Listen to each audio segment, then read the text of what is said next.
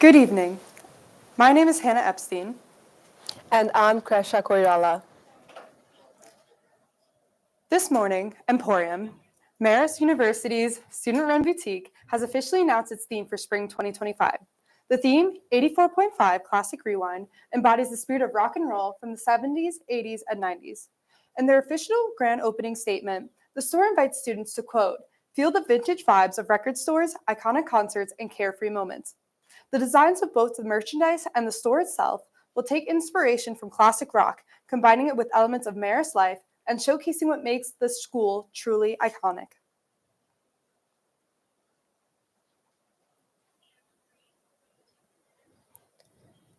Locally, the Marist men's basketball team achieved a significant milestone, securing its fifth 20-win season in program history with a 64-61 victory over Niagara. The Metro Atlantic Athletic Conference contest saw the Red Foxes secure their fourth consecutive win at McCann Arena. Josh Pasquarelli led the scoring effort, including a crucial dunk in the final minute. Key moments included a strong first-half performance where Marist built a 7-point lead and a second-half surge that extended the lead to 12.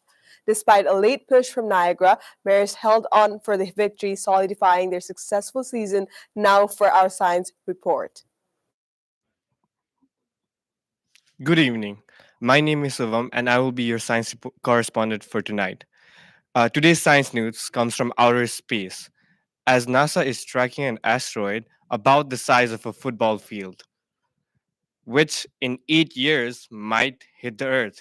Now, before you panic, scientists say that the chances are low, but not zero. If asteroid 2024 YR4 does hit, it could be devastating. It's not a planet wiper like the ones that took out the dinosaurs, but it's enough to level an entire city. Just boom, gone. Experts say that the blast could be as powerful as 500 Hiroshima bombs. Right now, they're watching closely.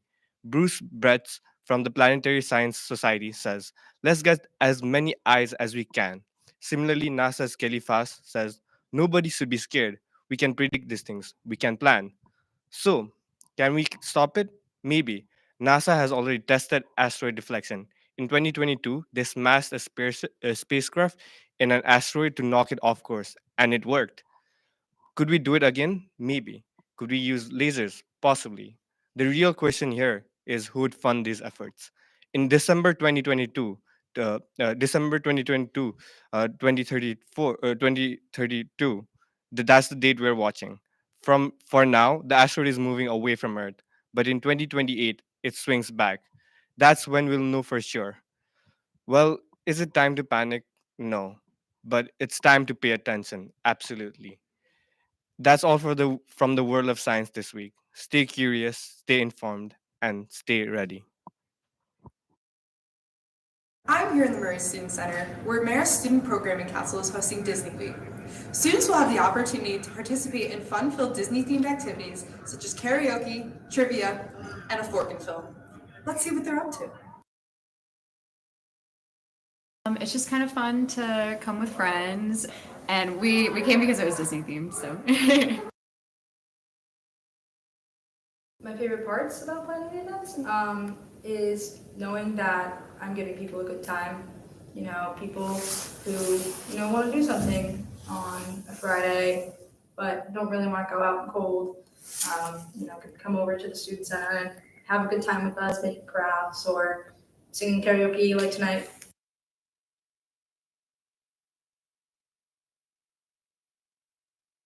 Hi, my name is Jack, and welcome to the recommendations for the week. I highly recommend playing the game Marvel Rivals. It's a lot of fun with a huge concurrent fan base. It has all the Marvel characters you can choose from, with some arriving members of the Fantastic Four to have completed lineup by February 21st. It has all the elements from the game like Overwatch and applies to the Marvel universe in a free-to-play online competitive team-based PvP shooter. I highly recommend to this not just to anyone who's a big Marvel fan right now, but anyone who's at all interested in competitive FPS and team-based games now. Marvel Rivals, like I said, is free to play on Steam, PlayStation 5, Xbox Series S, and available to play on the Epic Game Store. That's all for today. Marist will continue its celebration of Black History Month this week with guest speaker David K. Watts, Vice President of IBM's Z Hybrid Cloud AI, Security, and Resilience. His discussion, which will take place on Tuesday from 6 to 7 p.m. in Dyson Room 1008, will focus on breaking barriers in the technology industry and the significance of Black professionals in STEM fields. This event is just one of the many Marist has put on to commemorate Black History Month. Additional events have included guest speaker Halim Flowers, who, at the age of 16, was sentenced to life in prison. Flowers shared his story and spoke of adversity and finding peace and connection through creative expression. Marist was also visited by the True Black History Museum, a traveling museum that showcases the African American experience and features over 1,000 authentic artifacts, including original historical documents from figures such as Booker T. Washington and Rosa Parks. In international soccer news, Bournemouth forward Daniel Jebison has announced his decision to switch his international allegiance from England to Canada. This move comes as Jebison has been named to Canada's preliminary squad for the 2025 CONCACAF Nations League final. The young striker, who has shown promise in their Premier League, will now represent Canada on the international stage. This decision marks as a significant boost for the Canadian national team as they prepare for upcoming competitions. Now to Jean with the sports report. Good evening, Marist University. My name is Gene Barbieri, and I'm coming to you live with the MCTV Sports Report. We start things off in the NBA, where the New York Knicks suffered a devastating loss to the Boston Celtics by a score of 118 to 105. The Knicks are now 0-3 against the Celtics and 0-8 against top three teams in the Eastern Conference, putting Tom Thibodeau on the hot seat as his team's shortcomings against top-tier competition become increasingly worrisome. To add insult to injury, after the game, Josh Hart, who was an assist short of a triple-double, was fined $2,000 by the NBA for flopping. Moving things along, Canada reminded the world that they are, in fact, the global hockey superpower after defeating the USA in the championship game of the Four Nations face-off by a score of 3-2. After some political discourse between fans of each country, Connor McDavid sealed the deal for our northern neighbors after burying one in overtime. Canada's now 10-14 in best-on-best international hockey tournaments involving NHL players. The world is still reeling from the Eagles' decisive win at Super Bowl 59 in the Big Easy. In lieu of this, the Green Bay Packers have submitted a proposal to the NFL's competition committee to ban the tush-push on the basis of player safety. The proposal has sparked controversy and mixed feelings. As an avid user of the play, Sean McDermott, head coach of the Bills, is particularly on the fence about it. On one hand, it's been effective throughout his entire season for him. On the other, he values player safety. It will be interesting to see how this story develops. In local news, it was a fantastic week for the Red Foxes. Let's run through the scores. Elijah Lewis's game-winning three against Siena secures not only a 65-64 victory, but also Marist's 800th win in program history. The men's basketball team also toppled Canisius and McCann 89-81 on behalf of a 31-point masterclass from Josh Pasquarelli. The women's basketball team also played Canisius. It was an overtime thriller led by Lexi Terrell that the Foxes won 69-62. The men's and women's basketball teams have both clinched a playoff berth at the MAC Championships in Atlantic City. We hope to see you all there. In other MAC Championship news, the swim and dive team and track teams both competed in MAC Championships over the weekend. For the swimmers, James Conable took home the gold in the 200-yard IM, setting a MAC record in the process. For the men's track team, Ryan Trocalar was named champion, MAC Rookie of the Year, and set a school record in the 400-meter dash. The women's 4x800 team also earned silver in the championships, a fantastic performance. The men's lacrosse team pulled off an unbelievable upset against Binghamton, scoring 3 goals in a minute 30 seconds, ending the game with a walk-off goal from Sean Mullen. Finally, for the softball team, Kylie Myers tossed a no-hitter over 5 innings against LIU en route to a 9-0 victory. It was the first no-no for the Red Foxes since 2016. That's all the time we have for today. This was the MCTV Sports Report. For more sports news, follow the Red Fox Report. I'm Gene Barbieri. Back to you.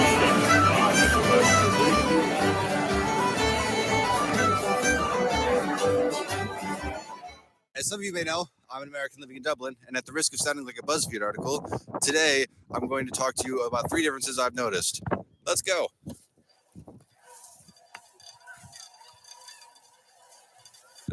One of the first things I noticed and appreciated about Dublin was how green the city is. I know everybody kind of expects it because, it's Ireland, but it was beyond all my wildest dreams and fantasies. I mean, look at this park.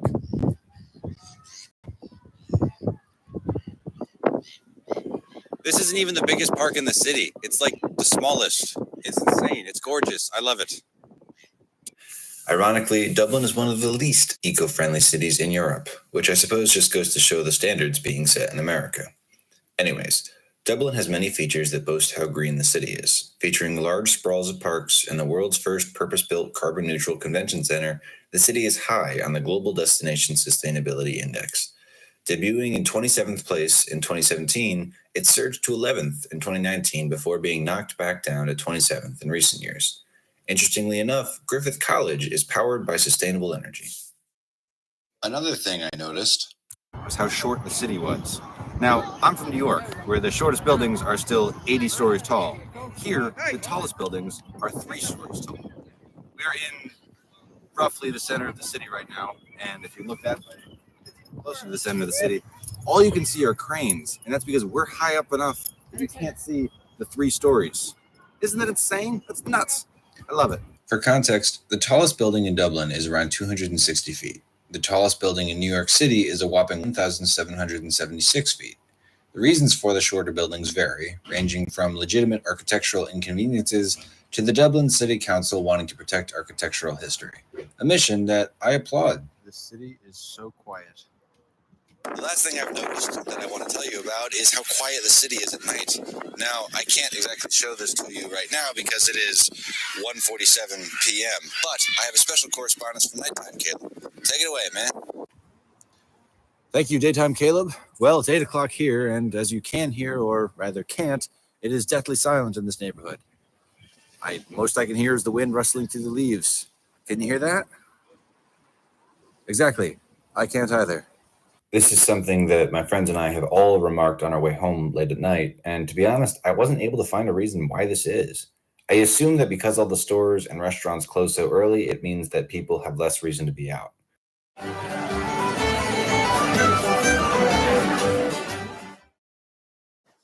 This Wednesday, from 11 a.m. to noon, Marist University's president, Kevin Weinman, will be hosting a town hall in the Nellie Galetti Theater. There, he will discuss recent federal pronouncements that could have a direct or indirect impact on higher education institutions, specifically in the case of diversity, equity, and inclusion. This decision comes following a Dear Colleague letter sent by the Department of Education on Friday, February 14th, which threatened the federal funding of any academic institution that partakes in, quote, race-based decision-making. The broadness of the statement welcomes multiple interpretations, which can lead to a wide range of challenges to not only admissions, but to courses and literature taught in schools, scholarships for non-white students, and the formation of clubs and organizations. President Wyman invites students to attend and converse with him, sharing any questions or comments that they may have.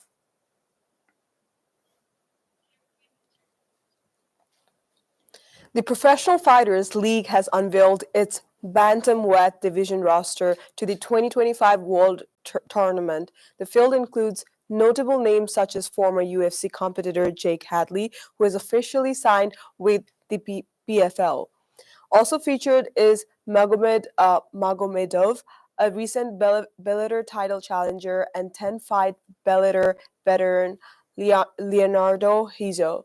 The tournament featured a $500,000 grand prize, attracting a competitive roster including undefeated fighters Sarvarjan, Kamidov, and Sharon Clark, amongst others. Francesco Nuzzi and Matthews Matos will serve as alternates. This tournament promises high-stakes actions and a showcase of top bantamweight talent.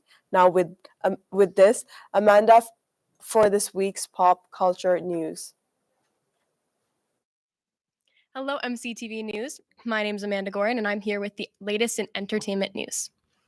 SNL celebrated its 50th anniversary with a 3-hour-long special. The show featured the return of beloved cast members, past hosts, and iconic sketches. There were multiple musical performances by Miley Cyrus and Brittany Howard, Sabrina Carpenter and Paul Simon, The Roots and Lil Wayne, and a closing showstopper by Paul McCartney. The return of Domingo, Debbie Downer, Dunice, and a Broadway musical performance were among other notable sketches that left audiences filled with laughter and enjoyment. The show ended with the entire cast joining the stage to acknowledge Lorne Michaels and his commitment to the show. Last night, the Screen Actors Guild Awards took place, hosted by Kristen Bell, who opened the show with a parody of Do You Want to Build a Snowman?, showcasing the early roles of some of the biggest stars of Hollywood, such as Selena Gomez, Harrison Ford, and herself. Highlights of the show include Jane Fonda's Lifetime Achievement Award win, followed by a powerful acceptance speech, Colin Farrell's first SAG award for his performance in The Penguin, and most notably, a Best Actor win for Timothée Chalamet's performance as Bob Dylan in A Complete Unknown, making him the youngest actor in SAG history to earn this title. Chalamet's speech had mixed thoughts, as some found his statement of claiming to be in pursuit of greatness to be arrogant and overconfident, while others viewed it as him setting goals to achieve a dream of his. After this big win, people believe that Chalamet has a great chance at winning the Oscar for Best Actor. That's all I have for tonight. Back to you.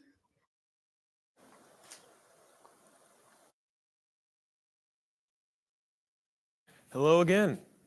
My name is Bobby, and your riddle is, why did the Scarecrow win an award? And your hint is, where do you put a scarecrow?